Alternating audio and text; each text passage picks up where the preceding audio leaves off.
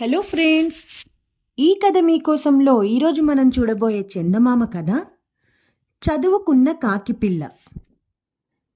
అనగనగా ఒక కాకి, దానికొక పిల్ల.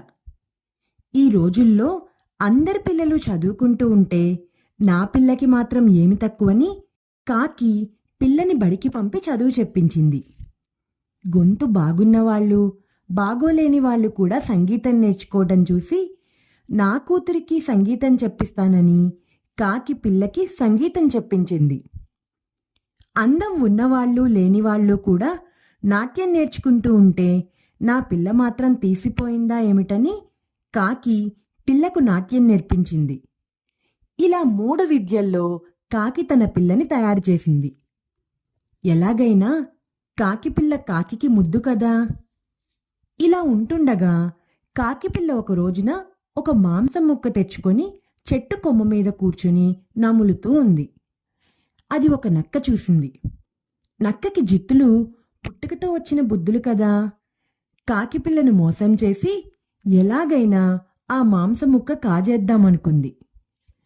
కాకిపిల్ల కూర్చున్న చెట్టు దగ్గరికి వెళ్ళి కాకిపిల్లను చూసి, ఏం మరదలా, బాగా చదువుకున్నావా అని అడిగింది.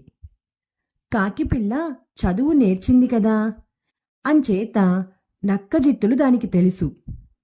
పైగా పూర్వం ఒక నక్క ఒక కాకిని మోసం చేసి దాని నోట్లో ఉన్న మాంసం ముక్కను కాజేయడం కథ కూడా కాకిపిల్ల 2వ క్లాసులో చదువుకుంది. అంచేత నక్క మోసం కాకిపిల్లకి తెలుసు. నక్క అడిగిన ప్రశ్నకు జవాబు చెబితే తన నోరు తెరవాల్సి వస్తుంది. అప్పుడు నోట్లో మాంసం ముక్క కింద పడిపోతుంది. దానిని కాస్త నక్క నోట్లో వేసుకుపోతుంది. ఆ సంగతంతా కాకిపిల్ల చదువుకున్నది కనుక ఆలోచించుకొని నక్క అడిగిన ప్రశ్నకు జవాబు చెప్పకుండా అవునని తల ఊపింది. నక్క తన ఎత్తు సాగలేదని ఇంకా కొంచెం పెద్ద ఎత్తు వేద్దామనుకుంది. మరదలా, నువ్వు సంగీతం నేర్చుకున్నావట, బాగా పాడగలవట. నాకు సంగీతం అంటే చాలా ఇష్టం. ఒక్క పాట పాడు మరదలా అంది నక్క. పొగడ్తలంటే ఎవరైనా చెవికోసుకుంటారు కదా. నక్క పొగడ్తకు కాకిపిల్ల కొంచెం ఉబ్బిపోయి పాట పాడింది. అయితే చదువుకున్న కాకిపిల్ల కదూ, అంచేత నోట్లో ఉన్న మాంసం ముక్కను ముందుగానే తన కాలి గోళ్లతో తీసి పట్టుకుని పాట పాడింది. నక్క కోరిక పాపం ఈసారి నెరవేరలేదు. కాకిపిల్లను మోసం చేయడం ఎలాగా అని ఆలోచించి ఇంకాస్త పెద్ద ఎత్తు వేద్దామని ఇలా అంది. మరదలా, ఎంత బాగా పాట పాడావే. ఆహాహా, నా చెవుల తుప్పు వదిలిపోయిందే. కాని ఇంకొక్క కోరిక కూడా తీరుద్దు.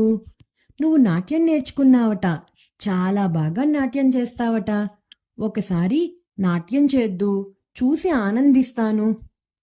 ఈ మాటలు వినేటప్పటికీ కాకిపిల్ల ఉబ్బి తబ్బిబ్బైపోయింది.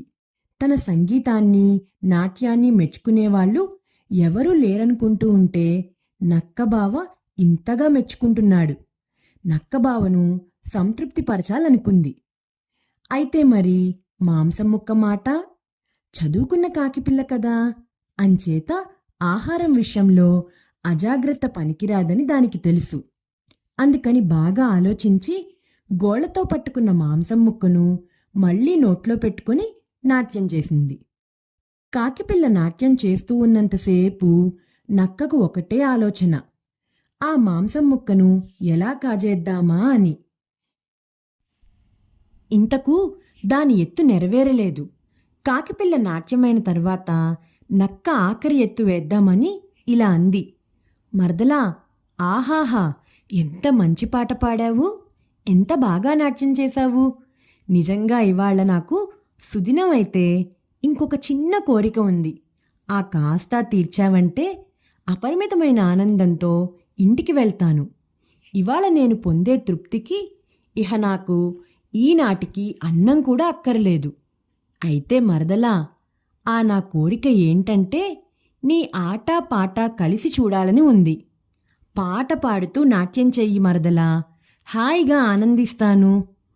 కాకిపిల్ల నక్క పొగడ్తలకు చెప్పలేనంత పొంగిపోయింది. కానీ పాట పాడుతూ నాట్యం చేస్తే మాంసం ముక్కను ఏం చెయ్యాలి? చదువుకున్న కాకిపిల్ల కదా. ఆలోచించి నక్కబావతో ఇలా అంది.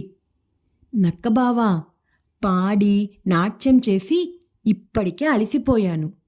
ఇంకా పాట పాడుతూ నాట్యం చేయాలంటే ఒంట్లో శక్తి ఉండాలి కదా. అంచేత ఈ మాంసం ముక్కను కాస్తా తిని నీ కోరిక తీరుస్తాను ఉండు. ఈ మాట వినేటప్పటికీ నక్కకు ఇక లాభం లేదనిపించింది.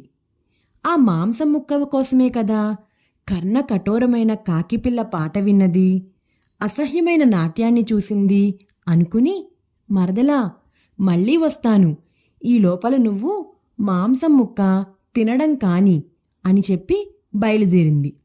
కాని కాకిపిల్ల అంతటితో వదులుతుందా? మాంసం ముక్క గట్టుక్కున మింగి పోతున్న నక్కబావను పిలిచి సంగీతం పాడుతూ నాట్యం చేయసాగింది. ఈ కథ మీకోసంలో ఈ కథ మీకు నచ్చిందా పిల్లలు? నచ్చినట్లయితే లైక్ చేయండి, షేర్ చేయండి, కామెంట్ చేయండి, ఇంకా సబ్స్క్రైబ్ కూడా చేసుకోండి. గంట కొట్టని వాళ్ళు కూడా గంట కూడా